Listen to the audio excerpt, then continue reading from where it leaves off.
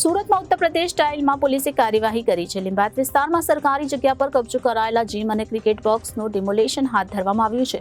Police બંદોબસ્ત વચ્ચે માથાભારે હાસીમે કરેલા કબજાનું આજે સુરત મહાનગરપાલિકાની ટીમ, સુરત પોલીસ ઝોન 2 અને એસઓજીએ ડિમોલેશન કર્યું હતું. પિતા પુત્ર પર જીવલેણ હુમલો કરાવનાર હાસીમની ધરપકડ કરવામાં આવી છે. લોકોમાંથી હાસીમનો ભય દૂર થાય તે માટે વરઘોડો પણ કાઢવામાં આવ્યો હતો.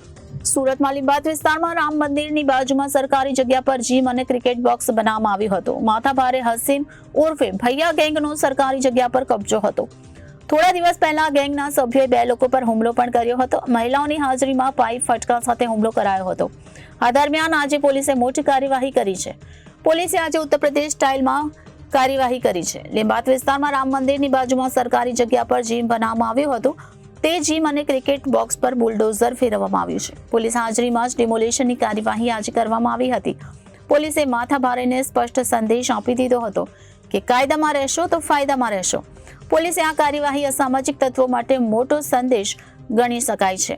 ડીસીપી ભગીરથ ગઢવીએ જણાવ્યું કે ભાવનગર સોસાયટીમાં હાસીમ સિદ્દીકી નામના સામાજિક વ્યક્તિએ ગેરકાયદેસર રીતે બાંધકામ કર્યું.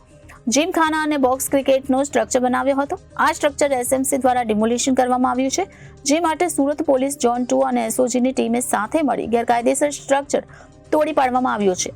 તેઓએ વધુમાં જણાવ્યું કે હાસીમ સિદ્દીકી વિરુદ્ધ 18 થી 20 જેટલા ગુના નોંધાયેલા છે. પરમ દિવસે લીંબાયતમાં એક સોસાયટીમાં પોતાના માણસો મોકલીને પરિવારના સભ્યોને માર માર્યો હતો, જે અંગે પણ ગુનો નોંધવામાં આવ્યો હતો. એ ગુનામાં તેને અરેસ્ટ કરવામાં આવ્યો છે અને ધરપકડ બાદ તેની જે પણ ગેરકાયદેસર પ્રવૃત્તિઓ છે તેની તપાસ ચાલી રહી છે. જે પણ ગેરકાયદેસર સ્ટ્રક્ચર છે તેને તોડી પાડવાની કામગીરી પણ ચાલી રહી છે.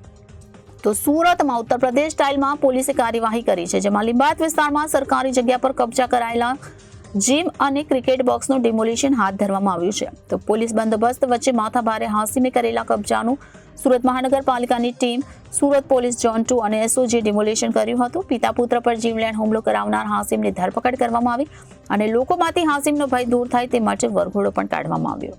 હાસીમ સિદ્દીકી જે છે, જે હમણાં જે એક લેટેસ્ટ એની વિરુદ્ધમાં એક ગુનો દાખલ થયો છે કે એની સોસાયટીની અંદર એને એક મારામારી કરેલી ને એમાં એનું નામ સામે આવ્યું છે. અને ત્યારબાદ ખબર પડી કે એણે એન્ટી સોશિયલ માણસ એના વિરુદ્ધ 20થી વધારે ગુના દાખલ થયેલ છે. એટલે એની ખબર પડી કે એસએમસીની જગ્યા ઉપર એણે જીમ બનાવેલું છે અને એક ક્રિકેટનું બોક્સ બનાવેલું છે.